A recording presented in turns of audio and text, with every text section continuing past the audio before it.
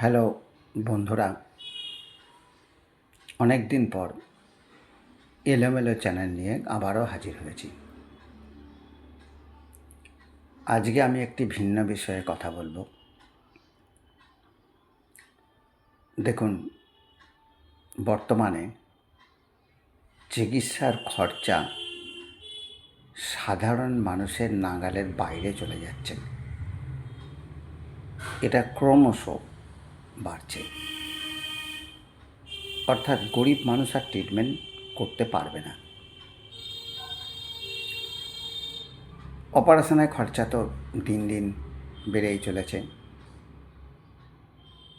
তাই আজকে আমি এমন একটি হসপিটালের কথা বলবো যেখানে কোনো ক্যাশ কাউন্টার নেই, একটি পয়সাও খরচা হয় না চিকিৎসা করতে, সম্পূর্ণ ফ্রিতে ট্রিটমেন্ট পাওয়া যায়। আপনারা যারা জানেন তারা জানেন, যারা জানেন না অথচ যাদের পয়সা কড়ি নেই কিন্তু ট্রিটমেন্ট করতে চান তাদের উদ্দেশ্যে এই ভিডিও। হসপিটালটি ব্যাঙ্গালোরে অবস্থিত। সত্য সাই ইনস্টিটিউট, সাই বাবা হসপিটাল নামে পরিচিত। এই হসপিটাল প্রথমে ওরা হার্ট সার্জারি করতো, অন্য চিকিৎসা বিশেষ করতো না। তারপরে নিউরো শুরু করে। বর্তমানে এখন অনেকগুলো ডিপার্টমেন্ট ওদের অ্যাড হয়েছে। তার মধ্যে অর্থোপেডিক আছে, আই আছে, গাইনি আছে, এরম হয়েছে। তবে ওদের হসপিটাল প্রধানত বিখ্যাত হার্ট সার্জারির জন্যে, এবং খুব ভালো হার্ট সার্জারি ওখানে হয়। একটি পয়সাও খরচা হবে না, শুধু সঙ্গে একটি ভালো হিন্দি জানা লোক নিয়ে যেতে হবে এবং একজন অ্যাটেন্ডেন্টের প্রয়োজন হসপিটালে। এটাই দরকার। যারা বিনা পয়সায় হার্ট সার্জারি করতে চায় তাদের জন্য এই ভিডিও। বর্তমানে কোনো প্রাইভেট হসপিটালে হার্ট সার্জারি করতে গেলে অনেক টাকার প্রয়োজন, আপনারা জানেন। সে টাকা সব মানুষের পক্ষে জোগাড় করা সম্ভব হয়ে ওঠে না। কিন্তু হার্টের অসুখ বলে কয়ে আসে না, গরিব বড় লোক দেখেও আসে না।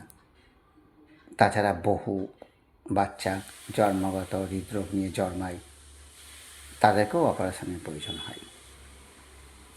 এবং যারা একটু বেশি বয়সে হার্টের অসুখ হয় তাদেরও তো অপারেশন করতে হয়।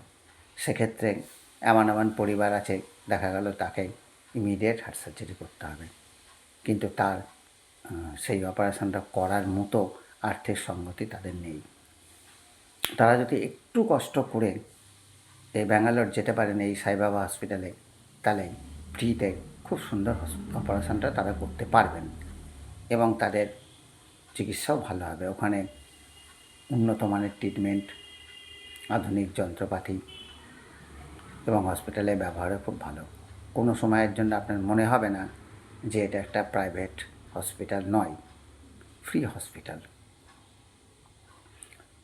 এবং ওখানে হার্ট ছাড়াও নিউরো সার্জারিও ভালো হয়।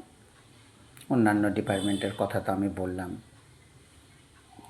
যদি আপনারা ওখানে যেতে চান তাহলে চিকিৎসার খরচা আপনাদের করতে হবে না। থাকা, খাওয়া, ট্রেন ভাড়া এগুলো লাগবে। এবার ওই হসপিটালে ট্রিটমেন্ট করবার পরে যখন আপনাদের ছেড়ে দেবে বাড়িতে, তখন যে ওষুধপত্রগুলো লিখে দেবে সেগুলো কিন্তু আপনাদের কিনে খেতে হবে, সেটা হসপিটাল দেবে না। এবং ওরা যে ওষুধপত্রগুলো দেয় চেষ্টা করবেন ওখান থেকে কিনে আনার, কারণ আমাদের বাংলায় এগুলো পাওয়া যায় না। এমনি সাউথ ইন্ডিয়ান ডাক্তাররা যেসব ওষুধপত্র দেয়, এটা আমার একদম ব্যক্তিগত অভিজ্ঞতা, আমি দেখেছি আমাদের এখানে এই ওষুধগুলো পাওয়া যায় না, ওগুলো ওখানেই অ্যাভেলেবেল থাকে। এটা একটা সমস্যা, মানে বিরাট সমস্যা। একমাত্র কমন ওষুধ যেগুলো, সেগুলো সবগুলো ওখানে এখানেও পাওয়া যায়, এখানেও পাওয়া যায়। বাকি ওষুধ পাওয়া একটা সমস্যার ব্যাপার। চেষ্টা করবেন ওষুধগুলো ওখান থেকে আনবার। এবার এই হসপিটালের কিভাবে চিকিৎসা নেবেন এই বিষয়ে একটু আলোচনা করি। ধরুন যাদের এমার্জেন্সি আছে হার্ট সার্জারিতে, কিন্তু আপনি হার্ট সার্জারি করতে চান, সেখানে একটু অসুবিধা হয়ে যাবে। এই হসপিটালে অ্যাপয়েন্টমেন্ট না করে আপনারা যাবেন না, এবং অ্যাপয়েন্টমেন্ট পদ্ধতি কিন্তু অন্য হসপিটালগুলোর মতো না, একটু আলাদা। এখানে একটি ফোন নাম্বার আমি আপনাদের বলবো, মন দিয়ে শুনুন এই জায়গাটা। এই ফোন নাম্বারটা আপনারা ফোন করবেন, দেখবেন ওরা কোনো উত্তর দেবে না। দু একবার ফোন করার পর আপনাকে বলবেন, হিন্দিতে বলবেন যে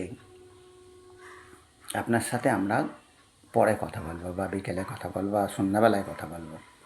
তখন কিন্তু আপনি ওই ওয়েটটা করবেন না। অন্তত 10 বার, 12 বার, 15 বার ফোন করবেন ওই একই নাম্বারে। মিস কল করবেন না, কিন্তু কমপ্লিট ফোন করবেন। তারপর দেখবেন শেষে ওরা আপনাকে, তখন আপনার ফোনটা ওরা তুলবে এবং আপনাকে বলবেন আপনার সমস্যা বলুন। তারপরে ওরা আপনাকে একটি ডেট দেবে, অ্যাপয়েন্টমেন্ট ডেট বলে। তখন সেই ডেটে আপনি হাজির হবেন। তারপরে ওখানে আপনার চিকিৎসা শুরু হবে। সেই ডেটটা ওরা 15 দিন পর দিতে পারে, 1 মাস পর দিতে পারে। কবে দেবে এটার কোনো গ্যারান্টি নেই, এবং ওই ডেটে আপনি ওখানে হাজির হবেন। এবারে এই যে ফোন নাম্বারটা আমি বলছি, এই নাম্বারটা আমি আপনাদের বলে দিচ্ছি, আপনারা নাম্বারটা নোট করার চেষ্টা করুন। নাম্বারটা শুনুন মন দিয়ে, আমি নাম্বারটা বলছি। নাম্বারটা হচ্ছে 8047104600।